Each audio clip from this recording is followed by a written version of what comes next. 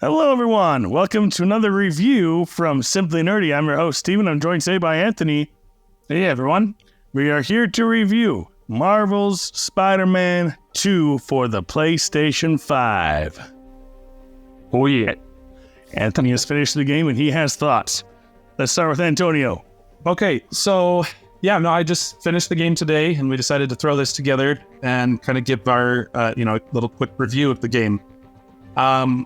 So very impressively made. Honestly, I feel like Insomniac is easily Sony's most important studio, and I feel like that they consistently deliver, some very high quality games, and I think this is continuing that trend. So, just to kind of since we're doing this as kind of a rapid fire here, some of my favorite things. I thought it was fun how they managed to make both Miles and Peter kind of fit into the narrative and have their own portions of the story that are important, but kind of also give you the freedom to switch between them. Maybe even more than that, I loved how much it kind of had them interact within the context of, the various combats they were involved in and, just a lot of the story beats. I will say, so Spider-Man 2 probably has the best, in my opinion, the best cinematic moments of all the games in the series thus far. Absolutely. The opening sequence was very epic. So the ending sequence even more so, but I'll leave it at that because that's spoiler territory. Yes. There was a lot of really cool cinematic moments and set pieces that I just thought they did a really good job. And from what I could tell, everything was in engine, so it's kind of nuts. It was insane. Way to show off the power of the PlayStation 5, Insomniac. Yeah, so very, very well made. I really enjoyed some of the new abilities. Again, I guess I don't know how much I can say without it getting into spoiler territory. I'll just say that Peter finally gets a kit that kind of feels like it's not just playing second fiddle to Miles. His abilities, so that was fun, and a very, very technically impressive offering. I think that the thing that probably broke my brain the most was the fast travel transitions. That was nuts, because at first time when I unlocked it, I was like, okay, well, I don't see any fast travel points. How does this work? And then it didn't take me long to realize, oh my goodness, it is taking me to where my cursor is, and sometimes it'll kind of slide it over a few streets to make sure that it has a spot that's probably programmed to do a cinematic entrance into, but it zooms in on the map and then shows you either flying or swinging, and I was like, holy crap, and that thing's just completely seamless. It was really cool. And it goes. It is awesome. No, it was pretty awesome. So, very technically impressive. Lot of really cool cinematic moments. So I enjoyed myself quite a bit, and I'd probably give the game a very solid 9 out of 10. I think the only caveats I would throw out there are probably, I guess it depends on your perspective, maybe kind of more on the niggling, what's the word I would use, concerns, I guess, maybe not concerns, but just things that were less, just something that, some elements that I didn't like as much as the past games. There you go. But it wasn't enough to make me dislike the game. But maybe I'll just throw out there. These are my critiques, and they're not very major, but they were things I think that might have held the game back overall compared to, say, the first one. So I will say, one of my favorite things about the original game was it felt like the story was very cohesive. Always kind of lived in a bit of it was like a crescendo. And it felt like every narrative beat was kind of, flowed sensibly into the next. And it was, I was, always really invested. And I didn't feel like that was true in this game.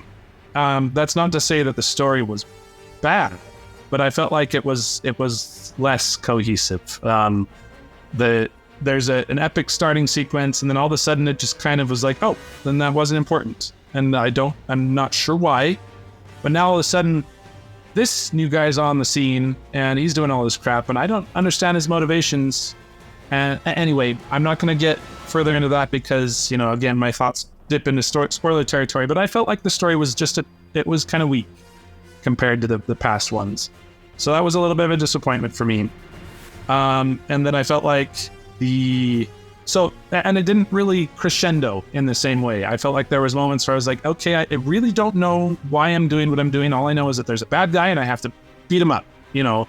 And then at the very end, all of a sudden, it's like, oh my gosh, wow, this, you know, crap got real fast, and dang, I better do something about this. And that sequence was really cool. So again, you know, this isn't me saying, man, I really hated the narrative. It I guess juxtaposed to the first game, which I felt like the narrative was one of its strengths. That was a little disappointing to me. Okay, for me, I loved the story, though I do agree with Anthony. Okay, the pacing may not have worked as well, but I think the reason that it didn't work as well is because they were balancing two different story arcs. They were balancing a Peter arc and a Miles arc, and depending on how you played and what missions you did, some missions you could only play as a certain Spider-Man. It may have thrown off your story beats a little bit more. And granted, I did the same thing. Once I hit a solid story beat for Peter, I exclusively played as Peter until I couldn't anymore to further the story. Then I had to switch over to Miles. But the pacing did have some problems because of that. But I do argue that that is one of its strengths in Spider-Man 2. Is I don't know how Insomniac did it. You guys are, geez, man. Two different stories with two different story arcs, and it worked. I mean, not as well as past games, as Anthony's already stated, but you got it to work. I'll grant you that. The other complaint for me was I felt like the progression system was not as rewarding. You mean like the RPG elements, skill tree and all that? Yeah. So one of the things I really liked about the first Spider-Man game is that I felt like, you know, even though the abilities they weren't necessarily like super flashy new things that you did, they were still a new addition to your kit, like an entirely new move that you could do that changed up how you played. And so each time I unlocked one of these abilities, I'm like, oh wow, now I can do this thing, and that's really cool. And now I can fight in a different way, and it's you know kind of make my combat more eclectic, and that's exciting. And I felt like in Spider-Man 2 that there wasn't really much of that. I felt like instead it was more like, hey, that ability you have, we're gonna make it slightly more different, and now it does this too. You know, and then also, like, I was disappointed by the gadgets. I really liked the gadgets in the first one, and I felt like the pared back offerings was disappointing. Mm-hmm. And then the suits. I don't care about cosmetics at all. Antonio! I do not care. And that's where Anthony and I differ too. I don't care about the other suits because I'm like, well, it's taking me out of the story because the story is expecting me to see this particular suit that the story has put as part of it. And so if I'm not getting any benefit from wearing this suit, then why the heck am I doing it? Especially when they make me pay real in-game currency for a freaking cosmetic when instead I could go upgrade my attack power. Like, why would I do that? Anyway. Louder. Whereas in the original game, I actually tried some of the different suits because I'm like, oh wow, this one gives me this ability. That's kind of cool. It actually has something it does, so I'm gonna wear it now. Anyway, so, and I like that because I get to wear whatever suit I want, and I get the benefits of whatever I want, and I like it. Which was absolutely nothing because it doesn't do anything. They don't do anything. They're just jelly. That's fair. But if all of I can wear whatever suit. And there's no... Anyway, I like that. Sorry, Antonio. Here's where I would meet. Here's where I would meet halfway. If getting like, let's say, for example, you had a way to, you buy suits and it unlocks new powers, but they're on a tiered system. And for every tier, you can change the look, but it still gives you the new ability. Instead of just being like, well, it's all the same, so you can wear whatever you want because they do nothing. Mm-hmm. All right. So those are my, niggling complaints. I still very much enjoyed the game. The climax was awesome. It looks like they're setting up for some big new story beats. Mm-hmm. So I'm definitely excited for whenever the next one comes out.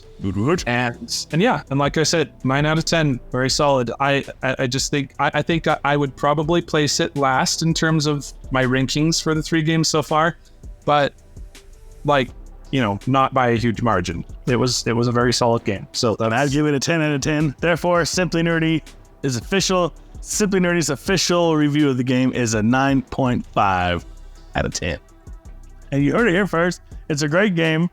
Before we start, we have to record another episode.